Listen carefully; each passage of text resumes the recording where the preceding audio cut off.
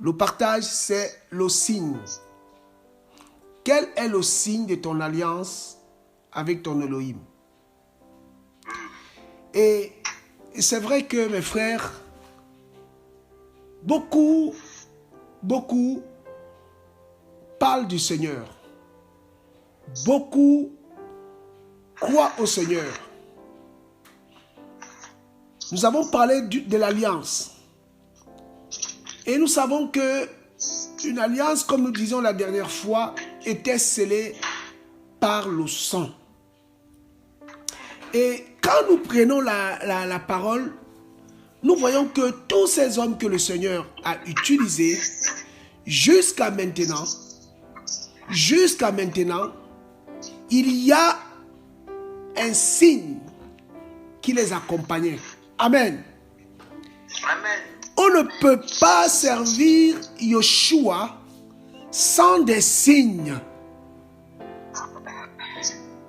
Il faut un signe. Et si il n'y a pas ce signe, il est de ton droit de demander à ton Elohim, à ton époux, donne-moi le signe de mon alliance avec toi.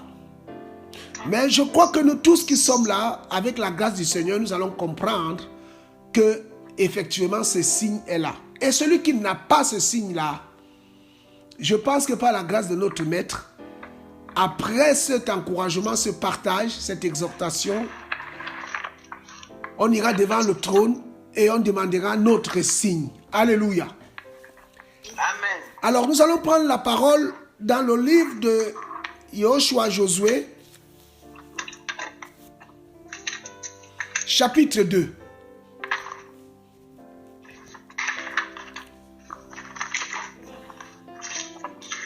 C'est une histoire que nous connaissons. C'est une histoire que nous connaissons. Ici, c'est Yoshua, après la mort de Moshe, le Seigneur va lui donner, comme notre frère vient de nous encourager, la lourde mission, n'est-ce pas, de faire traverser les 10 tribus le Yarden, sachant quand même qu'il y avait 2 tribus qui étaient restées de l'autre côté du Yarden. Voilà. Et ici, il va envoyer 2 hommes. Alors, je lis la parole. Yoshua, chapitre 2. À partir du premier verset, je vais lire un peu beaucoup pour que nous puissions comprendre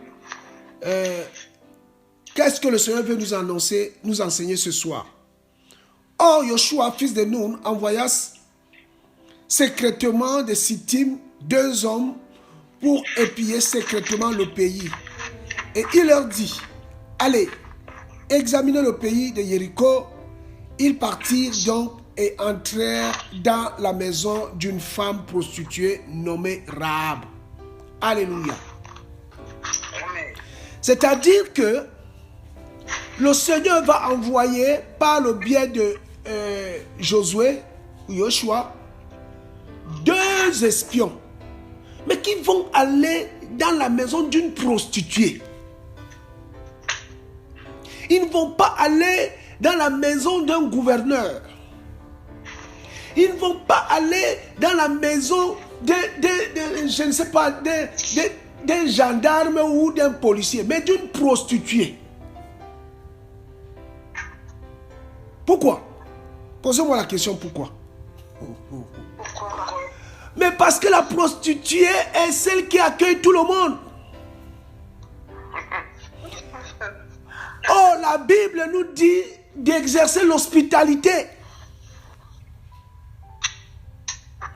Parce que certains, en l'exerçant, ont reçu des anges sans le savoir.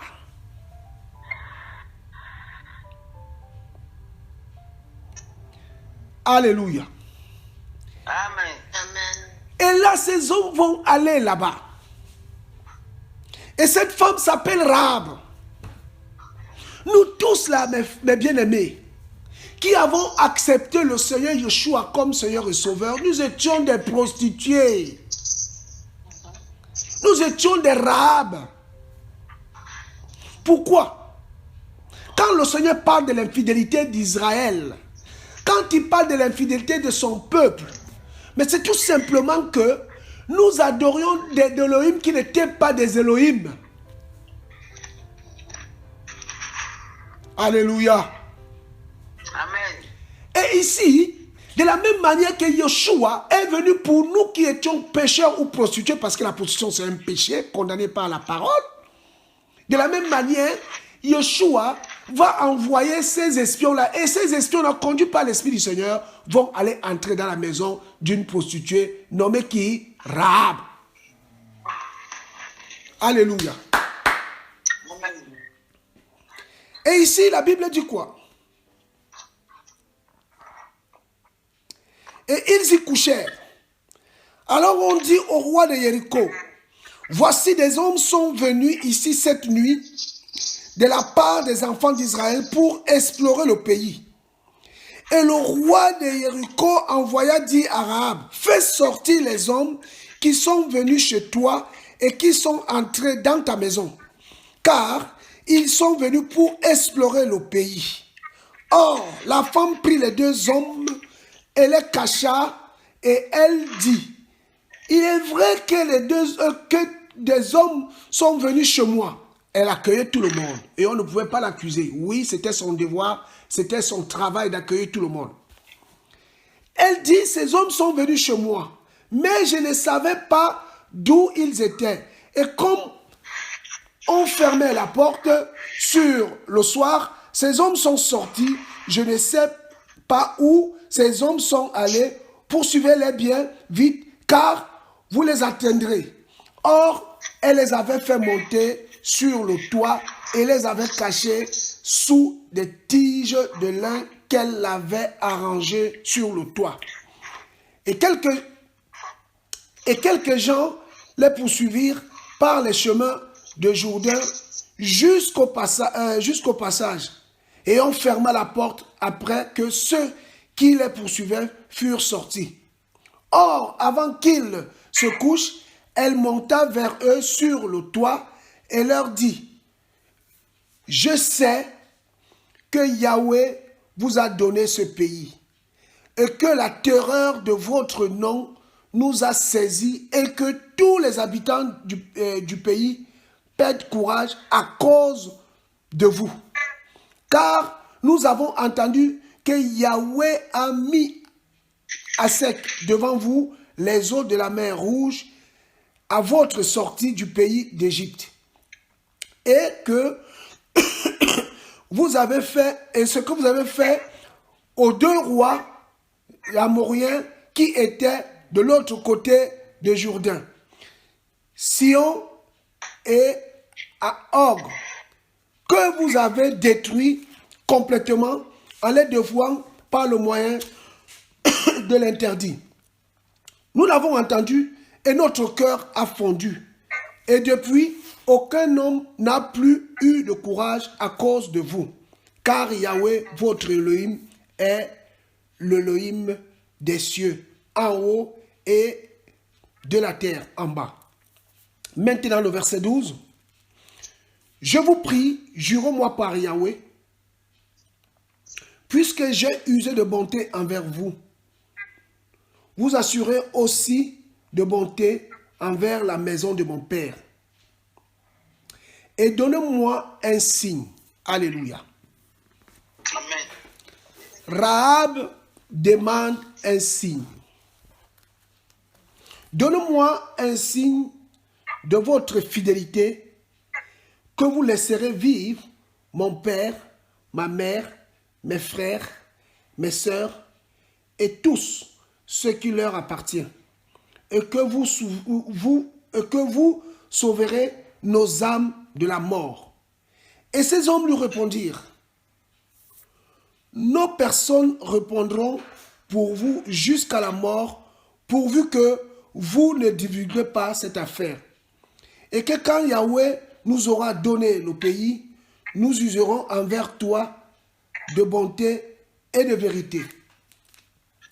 Elle les fit donc descendre avec une corde par la fenêtre, car sa maison était sur la muraille de la ville.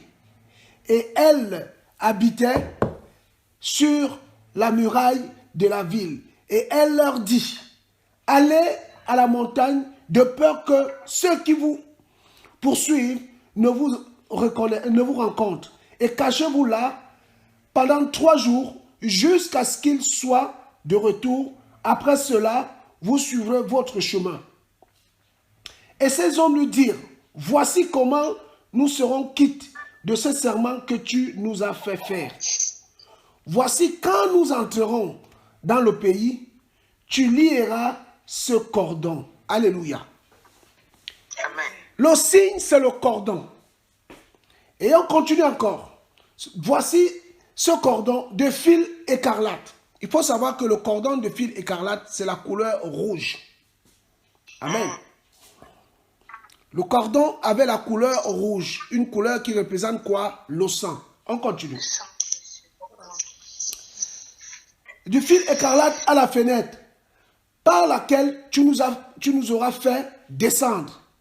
Et tu recueilleras chez toi, dans cette maison, ton père, et quiconque, autant pour moi, tu recueilleras chez toi, ton père, et ta mère, tes frères, et toute la famille de ton père. Et quiconque sortira hors de la porte de ta maison, son sang sera sur sa tête, et nous ne serons quittes. Mais quiconque sera avec toi dans la maison, son sang sera sur notre tête si quelqu'un met la main sur lui. Alléluia. Amen. Amen. La lecture était longue, un peu hachée.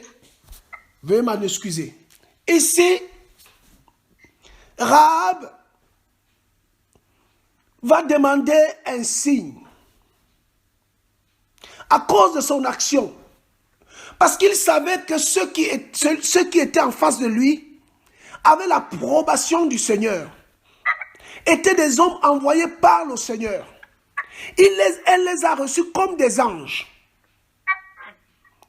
Et elle va demander un signe. De la même manière, si nous lisons le livre de Genèse là-bas, lorsque Jacob avait lutté avec l'ange de Yahweh, il va lui dire, je ne te laisserai pas jusqu'à ce que tu me bénis.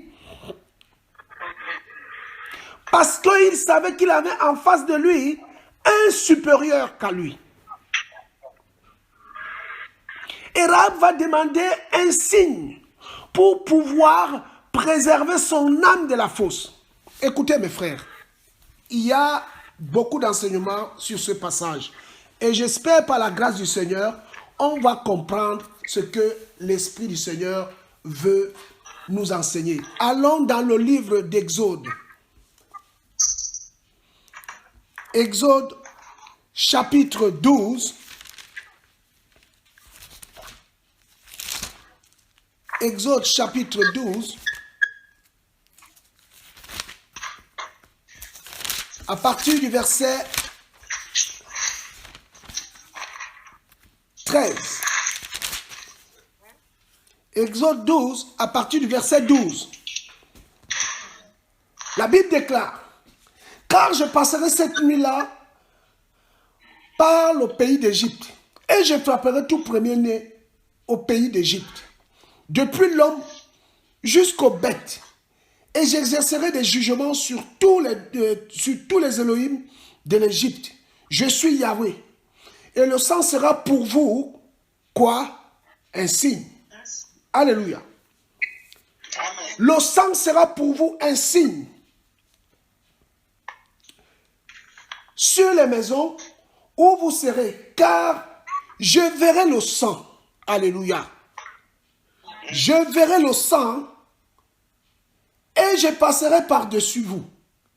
Et il n'y aura point de plaie, de destruction, quand je frapperai le pays d'Égypte. Et ce jour-là, vous conserverez le souvenir de ce jour et vous le célébrerez comme une fête solennelle à Yahweh. Vous le célébrerez comme une fête solennelle par une ordonnance perpétuelle de génération en génération. Vous mangerez... Bon, on va s'arrêter là. Donc ici, le Seigneur dit quoi? Il dit, que le sang va servir de signe aux enfants d'Israël, afin qu'ils ne viennent pas les détruire. C'est-à-dire que même Moshe, qui était le grand prophète, mes bien-aimés, s'il n'avait pas eu le signe de sang, il aurait été frappé. C'est-à-dire même la maison de son père, je veux dire, parce que c'était les premiers-nés. Donc même, tu peux être prophète des nations, apôtre des apôtres, archibishop, archevêque, même le pape. Si tu n'as pas le signe de ton alliance avec ton Elohim, tu iras en enfer. Alléluia. Amen. Et ici, Rahab va demander, il va demander un signe. Il va demander un signe. Prenons, avant de prendre le livre d'Exode toujours, regardez mes frères. Dans la parole, le Seigneur va faire une alliance avec Moshe. Et le signe de son alliance, c'était quoi? C'était le Shabbat. Abraham va faire une alliance avec le Seigneur. Après avoir sacrifié, le signe de son alliance, c'était quoi? La circoncision. Noé, pareil. Après le déluge, après avoir trouvé grâce devant le Seigneur, le signe de son alliance, c'était quoi? L'arc-en-ciel. Alléluia. Amen. Alléluia. Amen. Et ce jour, nous, mes frères, quel est le signe de notre alliance? J'allais dire, quel est le signe de ton alliance qui te montre que tu as passé un accord, tu as passé un pacte. Parce que notre Elohim, c'est un Elohim de pacte. C'est un Elohim d'alliance. Waouh, waouh, waouh. Frères, sœurs, nous ne sommes plus dans un temps où il y a l'agitation. Écoutez, Rahab a appelé dans sa maison. Et on va le lire tout à l'heure, et on va encore bien comprendre. Il a appelé, c'est-à-dire que lorsque les... Alors, prenons d'abord, je ne vais pas beaucoup parler, on va prendre Exode chapitre 31. Comme ça, le Seigneur parle mieux que nous tous. Exode 31. Merci Seigneur.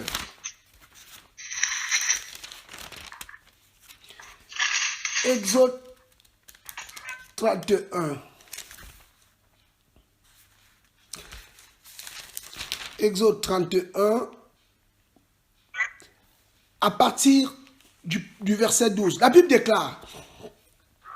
Yahweh parla encore à Moshe en disant. Toi aussi parle aux enfants d'Israël en disant. Certes, vous garderez mes sabbats, car c'est un signe entre vous, entre moi et vous, et parmi vos générations, afin que vous sachiez que je suis Yahweh qui vous sanctifie. Gardez donc le sabbat, car il doit vous être saint. Quiconque le violera sera puni de mort. Quiconque dit je ferai une œuvre en ce jour-là, sera retranché du milieu de son peuple. Alléluia. Amen. Le Shabbat était le signe de l'alliance que le Seigneur avait donnée à Moshe. Et il dit que celui qui devait violer ces signes-là était puni de mort. Oh! Regardez ce que Rahab va faire. Rahab, après avoir demandé un signe, il va demander le signe afin qu'il n'use de bonté vers qui? Vers la maison de son père. Ici, la parole nous parle d'évangéliser premièrement nos familles dans ce temps de la fin. Toi qui as reçu le signe, tu dois aller rassembler les siens pour les ramener dans l'arche avant que la destruction n'arrive. Alléluia. Amen. Regardez, prenons le livre d'Exode 12 toujours. Toujours. Exode 12. Toujours. Exode 12. Regardez, la parole dit quoi à partir du premier verset? Oh, Yahweh dit à Moshe et Aaron dans le pays d'Égypte, ce mois-ci sera pour vous le premier du mois. Il sera pour vous le premier des mois de l'année. Parlez à toute l'assemblée d'Israël en disant, au 10e jour de ce mois, qu'ils prennent chacun un agneau ou un chevreau par maison de leur père, un agneau ou un chevreau par maison. Alléluia. Mais si la maison est trop petite pour un agneau, on le prendra avec qui? Avec le voisin. Avec le voisin le plus proche de sa maison, selon le nombre de personnes. Vous compterez pour cet agneau selon ce que chacun peut manger. Ce sera un agneau ou un chevreau sans défaut, mâle âgé d'un an. Alléluia. Et quand on lit plus loin, on va dire que l'agneau ne devait pas être mangé cru ni bouilli, mais il devait être rôti au feu, mangé avec du pain sans levain et des herbes amères. Ça, c'est les principes du royaume pour être sauvé. C'est-à-dire que l'action de la croix ne peut être annihilée, ne peut être diluée, ne peut être simplifiée, ne peut être menée selon nos convenances. Mais c'est le Seigneur qui donne le tempo. C'est pour cela que l'agneau devait être mangé rôti. Parce que le four représente la croix. La croix, c'est l'autel. L'autel, c'est le jugement. Et le feu, c'est le jugement. Donc cet agneau-là devait être mangé par famille. Oh, Yoshua est l'agneau d'Élohim qui ôte le péché. Donc cet agneau-là devait être mangé par famille. Et Rahab va demander un signe afin que sa famille et elle puissent échapper à la destruction. C'est-à-dire que la viande de cet agneau était mangée le soir de la sortie de l'Égypte et le sang les servait de signe. Alléluia. Amen. Frères et sœurs, nous sommes arrivés dans un temps où nous devons amener nos familles dans l'arche. Toi qui as reçu le signe, toi qui as reçu le mandat, tu dois premièrement ramener ta famille dans l'arche. C'est pourquoi l'agneau était consommé premièrement dans la famille. Chacun selon ses capacités et ses convenances. Et après, cet agneau devait être, au cas où il restait, on devait donner, partager aussi avec le voisin. Son plus proche voisin.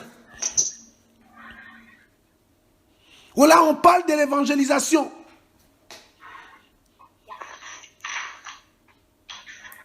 Le signe. Et tous ces hommes-là ont demandé un signe au Seigneur. Tous ces hommes. Parce qu'ils avaient besoin d'être rassurés. Gédéon avait demandé le tisson. Le Seigneur lui a donné le signe. David avait demandé un signe avant d'aller combattre les Philistins. Le Seigneur lui a donné un signe. Quel est ton signe? Alléluia. Amen. Amen. Prenons le livre d'Éphésiens.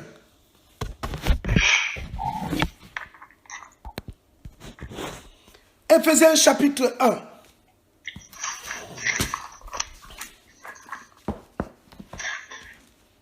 Éphésiens chapitre 1.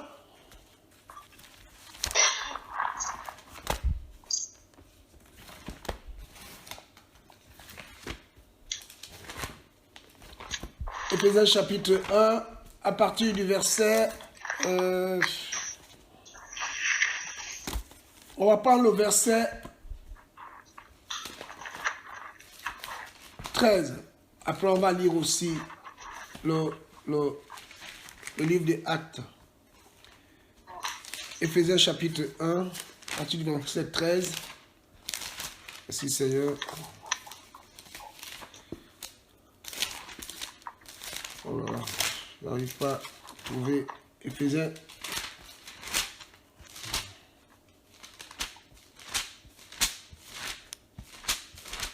Merci Seigneur. Oh.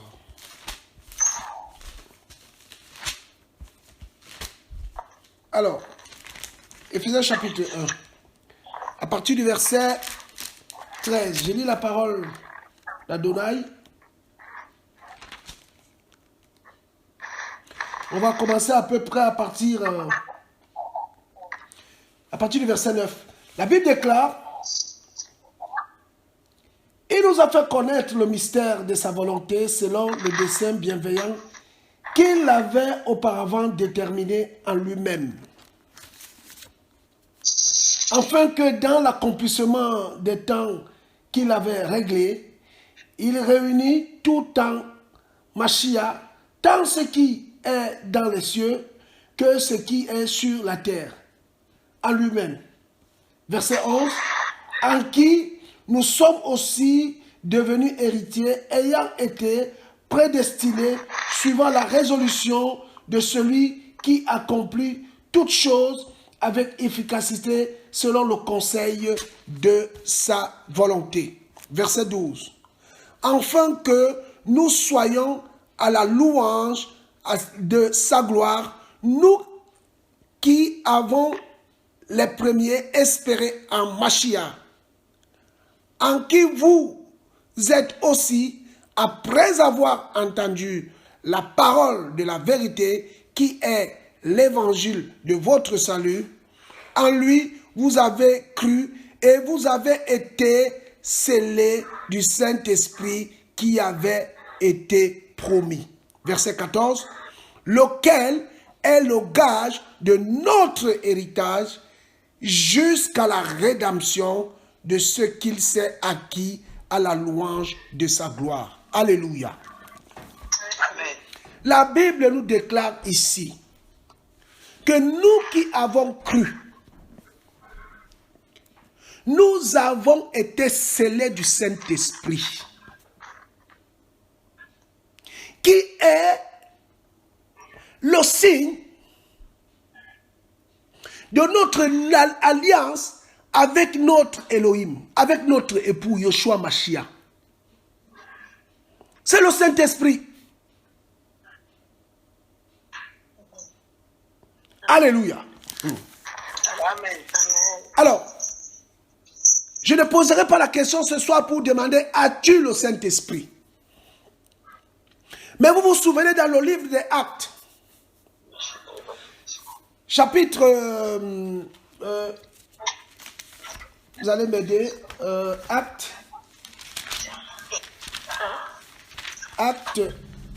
où Paul va demander aux disciples de Jean, c'est Acte combien ça? Acte 14, je crois.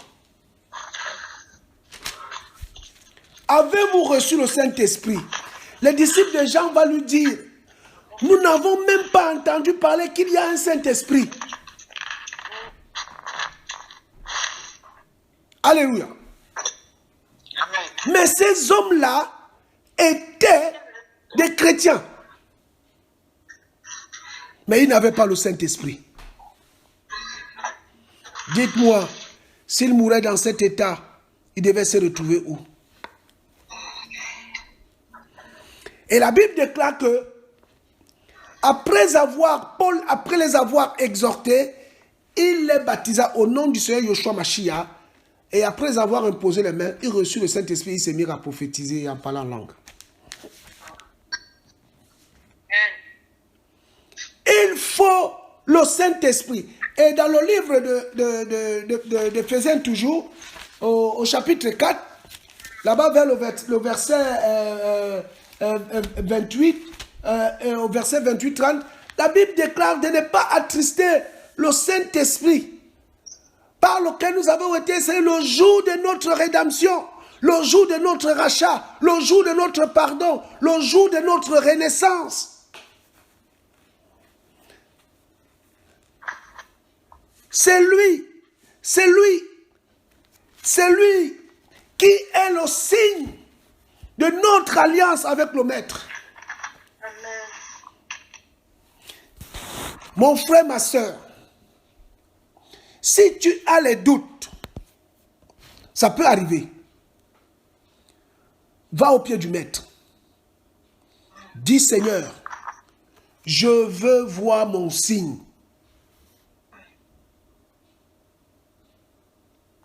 Regardez, prenons le livre de Romains chapitre 8. Paul va nous dire quelque chose de fort. Romains chapitre 8.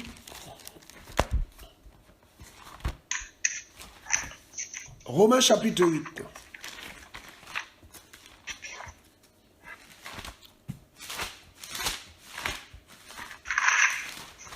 Romains 8.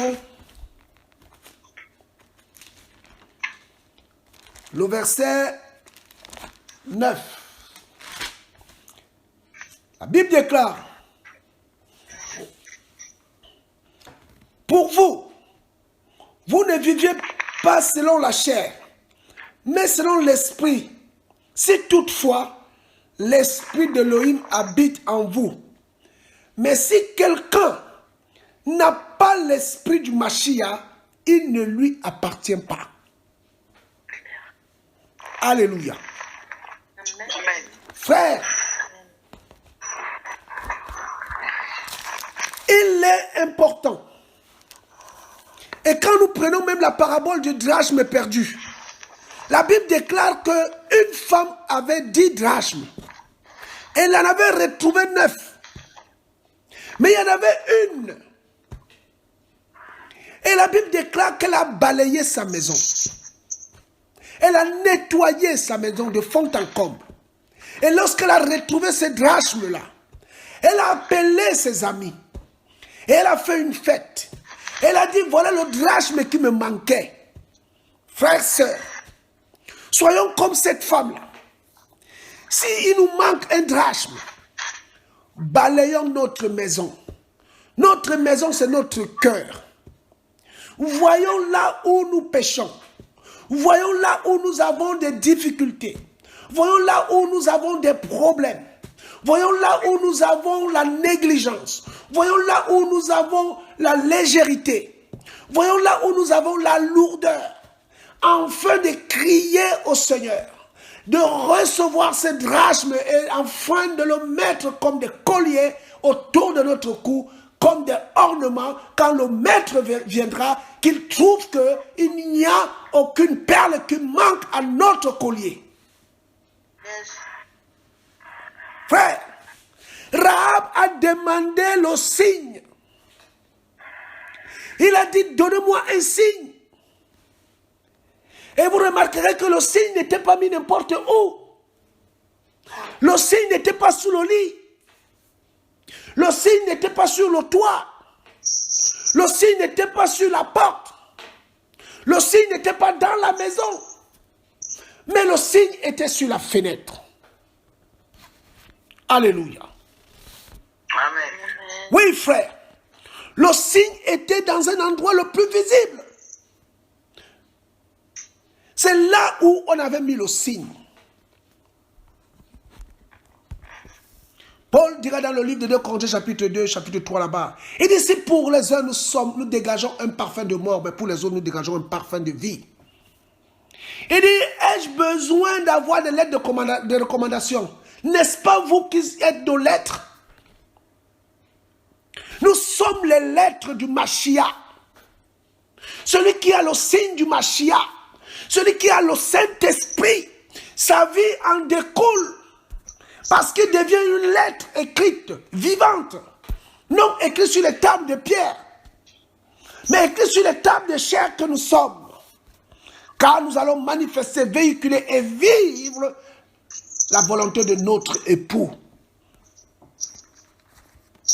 Et Rahab va dire, Je veux que mon père, ma mère, mes frères, mes sœurs soient sauvés. Nous sommes dans ce temps, frère, où il faut dire à nos familles, nous qui avons reçu le signe, parce que Rahab ne faisait plus la prostitution parce qu'elle a compris que le temps est court. Elle s'est mise à arranger sa vie. Amen. Et celle qui était prostituée ne passait plus son temps à se prostituer, mais à rassembler sa famille. Parce qu'elle avait l'ainsi dit le Seigneur. Elle connaissait que les temps sont mauvais. La nuit est avancée, le jour approche.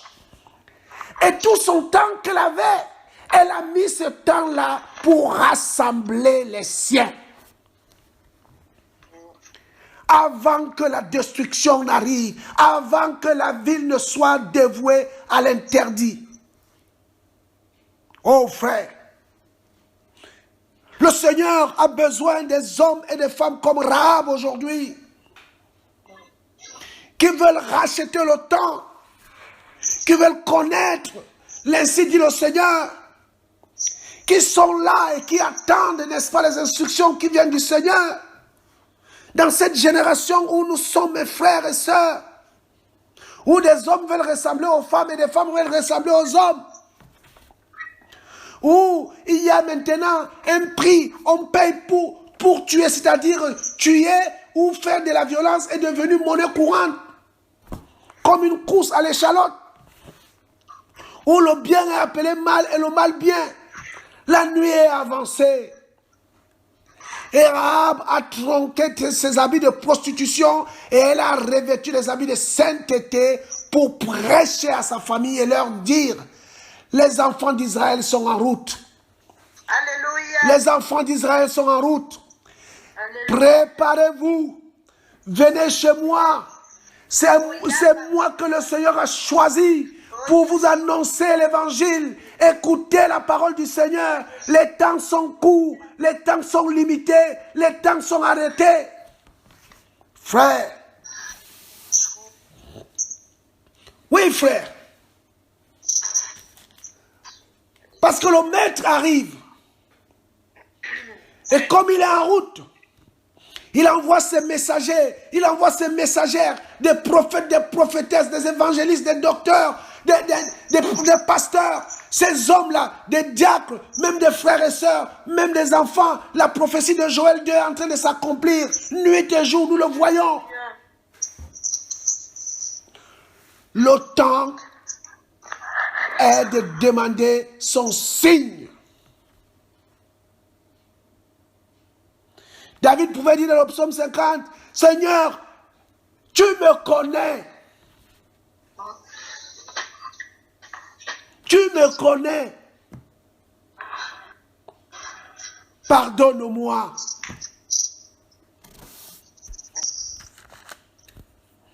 Et quand on prend le livre d'Apocalypse chapitre 4, allons-y un peu, s'il vous plaît, mes bien-aimés. Apocalypse chapitre 4.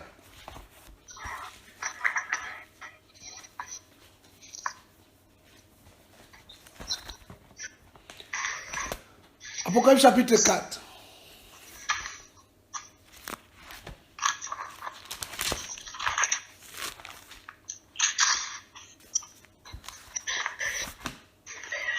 Apocalypse.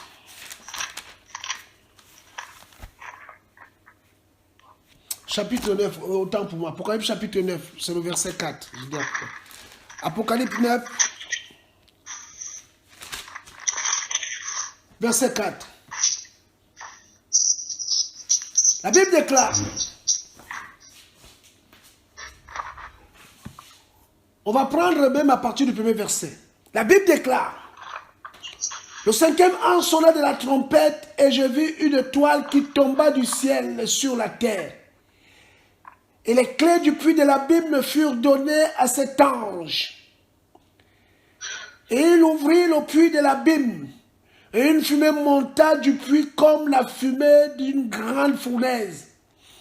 Et le soleil et l'air furent obscurcis par la fumée du puits. Des sauterelles sortirent de la fumée du puits et se répandirent sur la terre.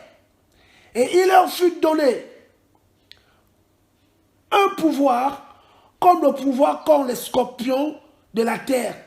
Et il leur fut dit de ne pas faire de mal à l'herbe de la terre, ni à aucune verdure, ni à aucun arbre, mais seulement aux hommes qui n'avaient pas la marque d'Élohim sur leur front.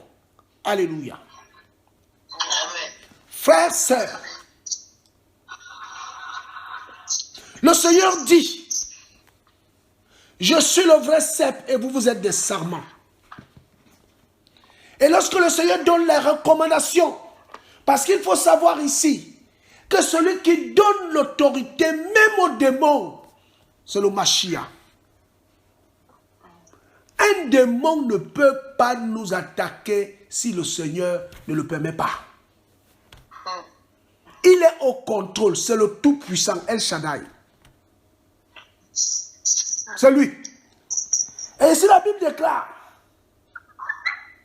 on parle de l'herbe, on parle de la verdure, on parle des arbres, mais seulement aux hommes qui n'avaient pas la marque, le signe. Le signe. Ceux-là étaient frappés. Ceux-là étaient vulnérables. Ceux-là étaient à la merci de toute la destruction que l'ennemi peut verser sur ce monde maintenant. Voilà le coronavirus. Voilà les vaccins qui sont là. Comment on va faire? Comment on va faire? Voilà le passeport vaccinal qui arrive.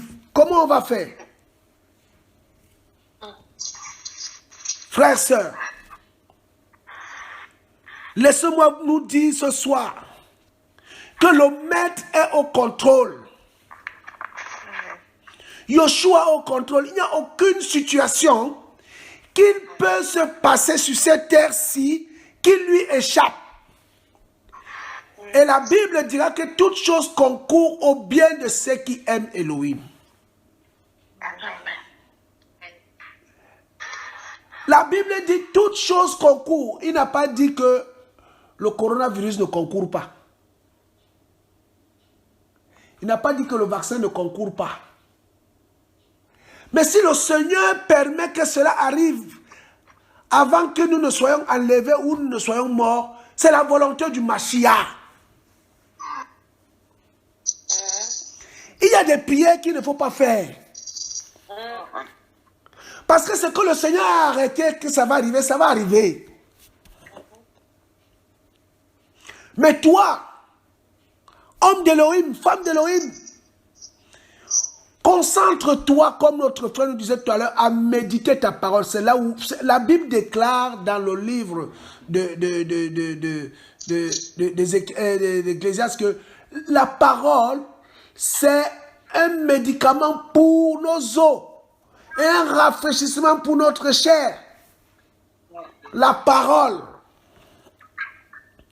La parole, la parole, la parole, la parole, la parole, la parole, la parole. La parole.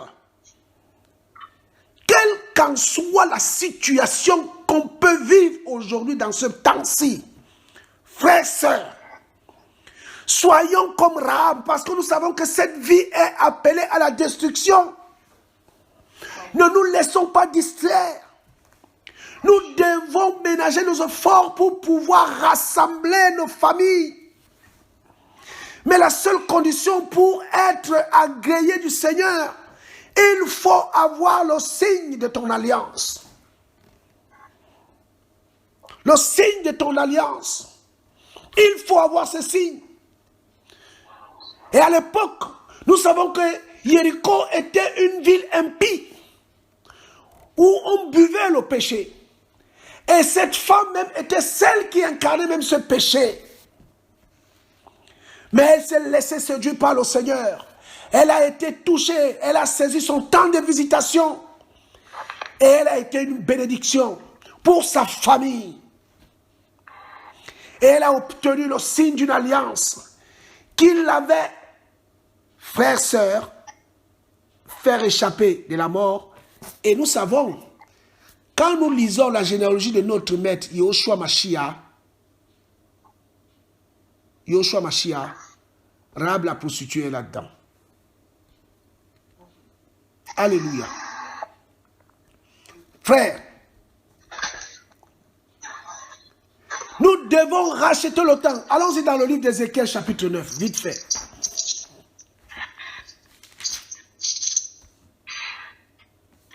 Ézéchiel chapitre 9.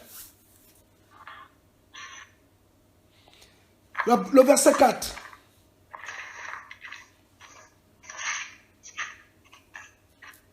La Bible dit, Yahweh lui dit, passe par le milieu de la ville, par le milieu de Jérusalem, et marque la lettre Tav sur le front des hommes qui gémissent et qui soupirent à cause de toutes les abominations qui s'y commettent. Il continue. Et il s'adressait aux autres en ma présence. Il dit, passez dans la ville après lui et frappez.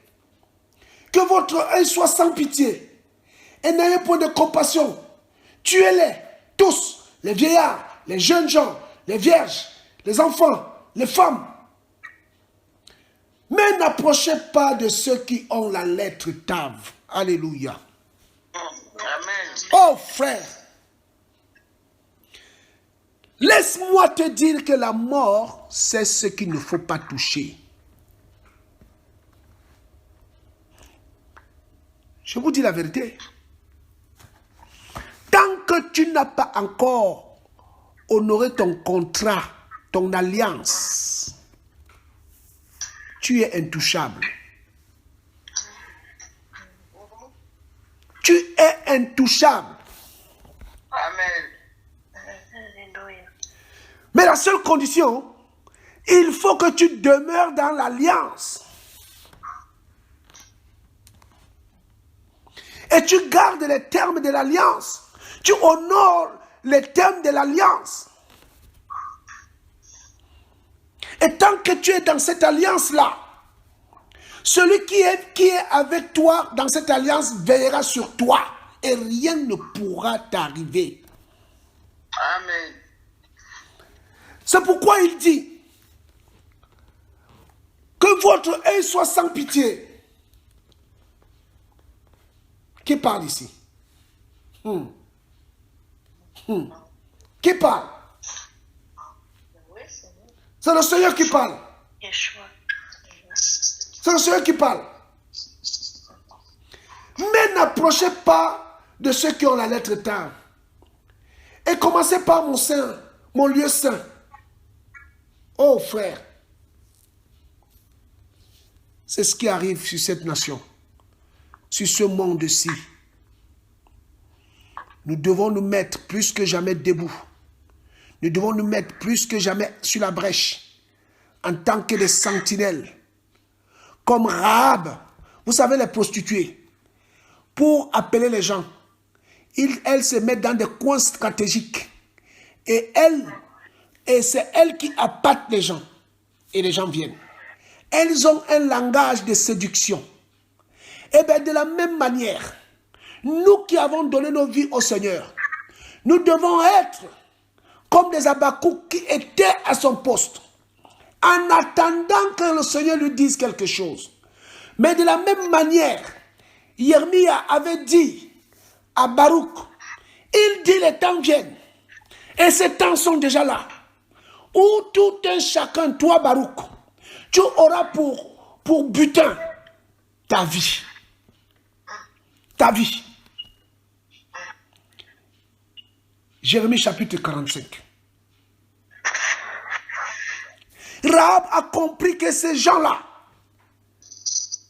étaient les envoyés d'Élohim et qu'Élohim était avec eux et que c'est avec eux qu'il fallait passer une alliance parce qu'il savait que le pays où il habitait, durant tout le péché qu'elle a bu, qu'elle a manifesté, qu'elle a consommé, qu'elle a pratiqué, sa vie était un échec.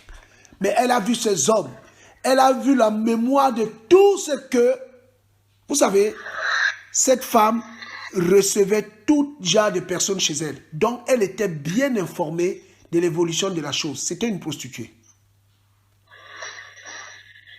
Tout le monde venait chez elle. Et elle a compris que ces hommes-là qui viennent ne sont pas comme les autres. Et s'ils me disent quelque chose, ils sont dignes de confiance. Et c'est elle-même qui va leur relater tout ce qu'ils ont fait. Ce n'est même pas les espions qui l'ont parlé, mais c'est elle qui disait. Donc Rahab était là et elle attendait la délivrance. Parce qu'elle savait que la ville était vouée à la destruction. Et c'est pourquoi elle a pris le risque de les cacher, parce qu'elle savait qu'elle était dans le véritable. Frère, si nous savons que nous sommes dans le véritable, quel risque ne devons pas nous prendre pour la gloire de notre maître et pour l'amour pour lui? Quel risque? Je suis convoqué pour mes enfants à l'école là-bas parce que on les enseigne Harry Potter. Et moi, j'ai dit que mes enfants ne pratiquent pas la magie. Donc, le directeur m'a convoqué. J'ai dit merci Seigneur parce que j'attendais ce moment-là depuis longtemps. Je vais aller le voir. Il veut me parler des principes de la laïcité et moi, je vais lui demander, mais pourquoi vous ne donnez pas le porc dans les cantines des musulmans? Ils ne mangent. Vous avez prévu tout le monde du porc. Mais ça, vous ne voyez pas que ce n'est pas le principe de la laïcité? Je l'attends, je vais aller le voir.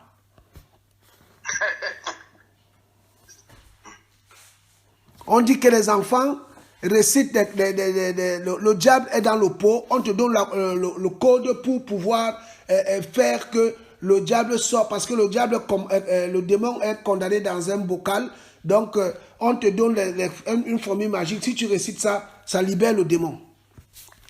J'ai dit à mes enfants, vous ne lirez pas ça, vous ne ferez pas le devoir, on vous met 0, il n'y a pas de problème. Donc le directeur veut me voir, il n'y a pas de problème.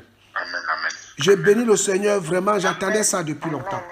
Frères, sœurs, voilà dans quel monde nous sommes aujourd'hui. Pierre pouvait dire, à qui irions-nous? À qui irions-nous, frères, sœurs? À qui? Rahab a compris qu'il est dans une ville qui est... La Bible déclare que Jéricho était barricadé jusqu'au ciel. Nous sommes dans le confinement, non? Nous sommes dans le confinement. Nous sommes là. Tu vas travailler, tu reviens, on dit porte le masque. Même avec la chaleur qui arrive, tu vas porter le masque. Tu vas même t'étouffer avec le masque là. C'est-à-dire même, ce n'est même plus le Covid qui va t'avoir en réanimation, mais c'est le manque d'oxygène que toi-même, le masque, il va t'étouffer. Toi-même, tu vas rester comme on dit, mais c'est pas possible. Nous sommes en prison. Et Paul pourrait dire que même si je suis en prison, la parole n'est pas en prison. Frères et sœurs, nous sommes dans un temps où nous devons nous préparer, nous lever avec nos femmes, nos enfants, nos frères, nos sœurs, même ceux qui marchent dans le désordre, et rassemblez-les, le maître arrive. Mais la seule condition, frère, la seule condition, il faut avoir le signe de ton alliance. Amen. Alléluia. Amen. Que le Seigneur soit béni. Merci.